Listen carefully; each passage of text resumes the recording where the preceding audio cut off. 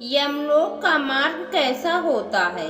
यमलोक का मार्ग बड़ा ही दुर्गम होता है, परंतु पुण्य आत्माओं के लिए सुखद एवं पापियों के लिए बड़ा ही भय एवं कष्टकारक है। गरुड़ पुराण के अनुसार यमलोक के मार्ग का विस्तार 86,000 योजन में फैला हुआ है। जो मनुष्य जीवित रहते हुए अच्छे कर्म एवं दान पुण्य नहीं करते हैं, वह इस मार्ग से सुखी पूर्वक जाते हैं, और जो धर्म से हीन होते हैं, वह पापी आत्माओं को इस मार्ग से होकर बड़ा ही कष्ट भोगना पड़ता है।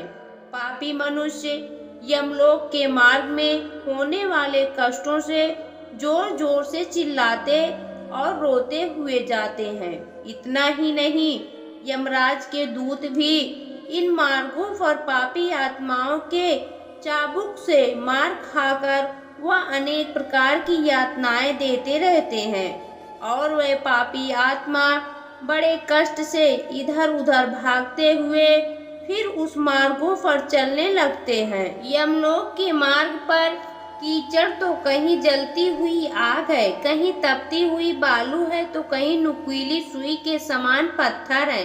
इसके आगे कहीं कांटेदार पौधा तो कहीं बड़े बड़े ऊंचे पहाड़ हैं, जिन पर चलना अत्यंत दुखदायक है।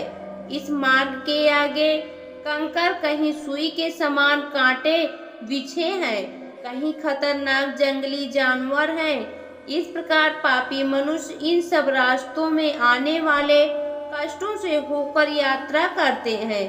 पापी मनुष्य यमदूत के पास में बंधे होने के कारण यमदूत उन्हें घिसकर इन सब रास्तों से ले जाते हैं। वहीं जो मनुष्य उत्तम कर्म करने वाले पुण्य आत्मा होते हैं, वह अत्यंत सुख पूर्वक इस मार्ग को पार कर जाते हैं। अन्न का दान करने वाला व्यक्ति स्वादिष्ट भोजन करते हुए इस मार्ग को पार करते हैं। जिन्होंने दूसरे को जल पिलाया है, वह भी अत्यंत इस मार्ग को दूध पीते हुए सुख पूर्वक पार करते हैं।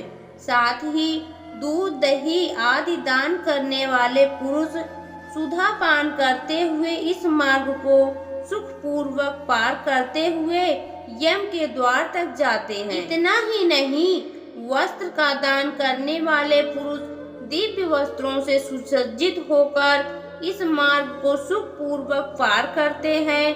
गौदान करने वाला मनुष्य इस मार्ग में सभी सुखों को प्राप्त करते हुए यमलोक की यात्रा करता है। घोड़े हाथी रथ की सवारी का दान करने वाला पुरुष धर्मराज के विमानों से युक्त होकर इस दुर्गम मार्ग को वायु मार्ग से पार करता है। जिस पुरुष ने अपने माता पिता और गुरुजनों की सेवा की हो, देवताओं से सुसज्जित होकर इस मार्ग को सुख पूर्वक पार करके धर्मराज के द्वार तक जाते हैं। जो विद्या दान में तत्पर रहता है, वह ब्रह्मा जी से पूजित होकर जाता है। वेद आदि पुराणों का पाठ करने वाला ज्ञानी जन मुनियों के द्वारा अपनी स्तुति सुनता हुआ जाता है। इस प्रकार धर्मपरायण सुख पूर्वक यमराज के द्वार तक जाते हैं। जब ऐसी पुण्य आत्मा धर्मराज के द्वार तक पहुंचती है, तो धर्मराज 4 भुजाओं से युक्त हो शंख चक्र गदा और खड़ग धारण करके बड़े ही प्रेम पूर्वक मित्र की भांति पुण्य आत्माओं का आदर सत्कार करते हुए उन्हें कहते हैं, हे बुद्धिमानों, हे श्रेष्ठ पुण्य आत्मा, जो मानव जन्म पाकर पुण्य कर्म नहीं करता, वह पापियों में बड़ा है और आत्मघात करता है। जो मानव जन्म पाकर मानव धर्म का पालन नहीं करता, वह बड़ा ही घोर नरक में जाता है। यह शरीर यातना रूप है और मल आदि द्वारा अपवित्र। सब भूतों में प्राणधारी श्रेष्ठ हैं। उनमें से जो बुद्धि से जीवन निर्वाह करते हैं, वह श्रेष्ठ हैं। उनसे भी मनुष्य श्रेष्ठ है। मनुष्य में ब्राह्मण, ब्राह्मणों में विद्वान और विद्वानों में अंचल बुद्धि वाले श्रेष्ठ हैं। अंचल बुद्धि वाले पुरुषों में से कर्तव्य का पालन करने वाले श्रेष्ठ हैं और कर्तव्य पालन करने वालों में से भी ब्रह्मवादी वीर का कथन करने वाले श्रेष्ठ हैं। ब्रह्मवादियों में भी वह श्रेष्ठ कहा जाता है जो ममता आदि दोषों से रहित हो। फिर भी इन सब की अपेक्षा से उन्हें श्रेष्ठ कहना चाहिए। जो सदा भगवान की भक्ति में तत्पर रहते हैं, ऐसे दिव्य वचन कहने के बाद उन पुण्य आत्माओं को सद्गति को पहुंचा देता है और पापी आत्माओं को उनके कर्मों के अनुसार उन्हें दंड दिया जाता है।